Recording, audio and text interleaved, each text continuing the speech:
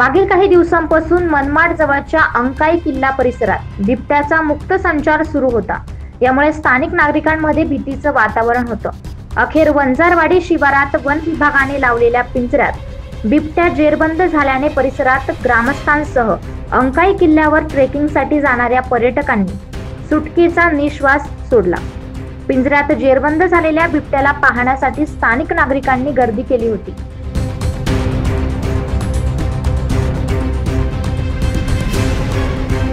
यापूर्वी देखील अनेकांना बिबट्याचे दर्शन झाल्याने नागरिकांमध्ये भीतीचं वातावरण होतं।